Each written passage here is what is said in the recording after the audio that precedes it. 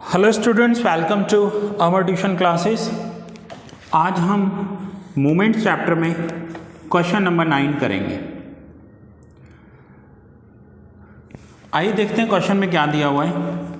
Find first 4 raw movements, mean and variance of the following probability distribution. अब यहाँ पर word जो है वो इम्पॉर्टेंट है कि प्रोबेबिलिटी डिस्ट्रीब्यूशन दिया हुआ है, ना कि आपको ग्रुप्ड डेटा है ना ही अनग्रुप्ड डेटा है। फिर से एक बार रिवाइज कर लेते हैं। ग्रुप्ड डेटा मीन्स फ्रीक्वेंसी दी हुई होगी, अनग्रुप्ड डेटा मीन्स ये जो पीछे क्वेश्चन नंबर 4 और 5 थे वो अनग्रुप्ड डेटा थे, क्वेश्चन नंबर 6 ग्रुप्ड डेटा था। सो जहाँ पर भी फ्रीक्वेंसी दी हुई है वो ग्रुप्ड डेटा है, और फ्रीक्वेंसी नहीं दी हुई है, सिर्फ x की वैल्यू दी हुई है, वो अनग्रुप्ड डेटा है। लेकिन यहाँ पर ना ग्रुप्ड है ना अनग्रुप्ड है, यहाँ पर x के साथ प्रोबेबिलिटी दी हुई है। तो जब भी x के साथ प्रोबेबिलिटी दी हुई होती है तो हमें कैसे सॉल्व करना है? तो सबसे पहले हमें x की वैल्यू लिखनी है -1 0 1 एंड प्रोबेबिलिटी लिखना है। प्रोबेबिलिटी का टोटल ऑलवेज 1 होगा। अब मैं आपको फॉर्मूला वाला पेज दिखा दूँ एक बार। तो फॉर्मूला वाले पेज में मैंने आपको फर्स्ट डे जो लेक्चर था हमारा, उसमें मैंने आपको ये फॉर्मूलाज लिखवाई थी μ1 की। ये फॉर्मूला कब यूज़ करनी है? जब हमें प्रोबेबिलिटी डिस्ट्रीब्यूशन दिया हुआ हो तब। When there is given probability distribution the way of finding raw moments is given below. Raw moments कैसे फाइंड करनी है तो ये हमें दिया हुआ है। सो रॉ मोमेंट के लिए फॉर्मूला है sigma xi into P x, और उतने ही हमें कॉलम्स बनाने हैं। तो आइए कॉलम्स बना लेते हैं। सबसे पहले है xi इंटू पी एक्स, इन दोनों को हम मल्टीप्लाई करेंगे। सो -1 into 0.30, so -0.30 0 and 0.28। So total करेंगे +28 है, -30 है, सो बचेगा -0.02। सो फर्स्ट रॉ मूवमेंट जो है, क्वेश्चन में हमें रॉ मूवमेंट ही कैलकुलेट करने के लिए बोला है। So first raw movement sigma xi into P x है, सो दैट विल बी -0.02। और आप चेक कीजिए, देखिए यही आंसर है। देन है xi square into P x. तो xi स्क्वायर है ना, तो आपको क्या करना है, xi इंटू पी एक्स को xi से मल्टीप्लाई कर देना है। फिर से बता रहा हूँ, xi इंटू पी एक्स को xi से मल्टीप्लाई करेंगे। सो -0.30 -1, तो ये हो जाएगा +0.30, ये हो जाएगा 0, और ये हो जाएगा 0.28। सो टोटल करेंगे 0.58 आंसर हो जाएगा। सो सेकेंड हमारा जो रॉ मूवमेंट होगा that will be 0.58। Now third raw movement, तो थर्ड रॉ मूवमेंट के लिए xi square into P x को xi से मल्टीप्लाई करेंगे। सो -1 इंटू 0.30, तो ये हो जाएगा -0.30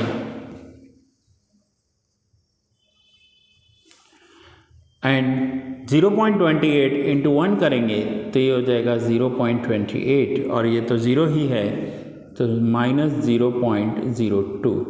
तो ये हमारा थर्ड रॉ मूवमेंट होगा -0.02।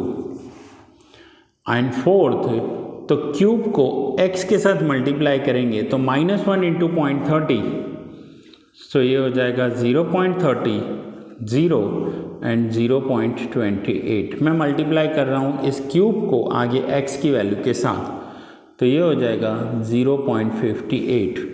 सो fourth raw movement 0.58।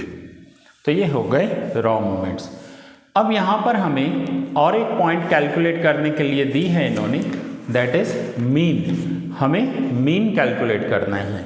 So mean calculate करने के लिए हम फॉर्मूला जो यूज़ करेंगे, अब हम वहाँ पर आ जाते हैं कि मीन कैसे कैलकुलेट करना है। सो मीन कैलकुलेट करने के लिए ये जो मैंने फर्स्ट डे आपको फॉर्मूला लिखवाई थी इन फॉर्मूलाज में देखिए यहाँ पर लिखा हुआ है mean is equals to A plus first raw moment. तो यहाँ पर यही फॉर्मूला मैं यूज़ कर रहा हूँ कि mean is equals to A plus first raw moment. So A का वैल्यू इसमें कितना दिया हुआ है हम वो देखेंगे।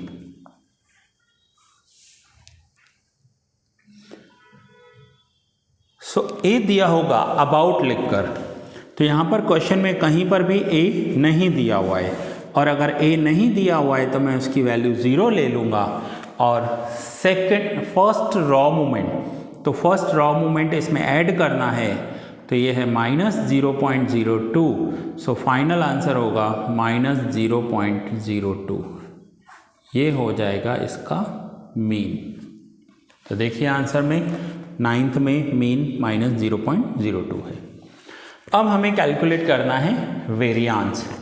सो वेरियांस कैसे कैलकुलेट करेंगे? तो वेरियांस के लिए सबसे पहले हमें μ2 चाहिए, μ2 कैलकुलेट करना है। सो μ2 का फॉर्मूला है सेकंड रॉ मोमेंट। ये कन्वर्जन वाला फॉर्मूला है कि रॉ मोमेंट में से सेंट्रल मोमेंट कैसे कन्वर्ट करते हैं। So second raw moment 0.58 minus first bracket में लिखेंगे -0.02 स्क्वायर। सो 0.58 माइनस, अब 0.02 का स्क्वायर करेंगे 0.02 square 0.0004 and 0.58 minus 0.0004। So answer होगा 0.5796। और ये जो 5796 है ये μ2 है, और μ2 को ही वेरियांस कहते हैं। सो हम यहाँ पर लिखेंगे finally therefore variance is equals to μ2 is equals to 0.5796। So student, ये था क्वेश्चन नंबर 9। अब आप नोट डाउन कर लो। ये पहले मैं आपको फर्स्ट पेज दे रहा हूँ नोट डाउन करने के लिए, या फिर आप स्क्रीनशॉट भी निकाल सकते हैं। एंड देन ये आपको सेकंड पेज है। अब हम आगे बढ़ेंगे, बट आगे के लेक्चर्स कंटिन्यू करने से पहले मैं कुछ सम्स आपको एक्स्ट्रा प्रैक्टिस के लिए होमवर्क में दे देता हूँ। सो अब आप होमवर्क में करोगे इलस्ट्रेशन 2, आज का होमवर्क समझ लो, इलस्ट्रेशन 2, इलस्ट्रेशन 3, इलस्ट्रेशन 4 में पहले आपको दे चुका हूँ। अब उसमें जो बाकी के 2 पॉइंट हैं वो आप कर सकते हो। मैंने कहा था यहाँ तक ही आप करना। सो अब इलस्ट्रेशन 4 में आप बाकी के पॉइंट्स भी कर सकते हो।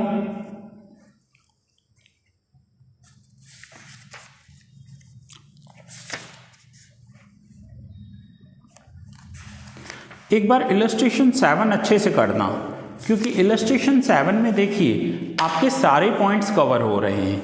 इन्होंने बोला है β1 β2 एंड γ1 γ2 कैलकुलेट करना है। सो β1 β2 γ1 γ2, तो ये सारे पॉइंट्स आपके कवर हो रहे हैं। मैं आपको हाईली रिकमेंड करूंगा इलस्ट्रेशन 7 मोस्ट इम्पॉर्टेंट, छोड़ना मत, इसको अच्छे से करना।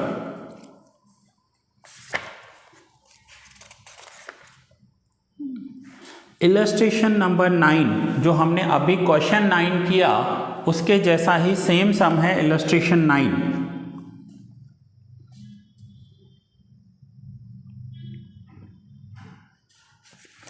And last illustration 11। So that's it students, ये लेक्चर मैं यहाँ ही पूरा कर रहा हूँ। मिलते हैं नेक्स्ट लेक्चर में एक न्यू सम के साथ।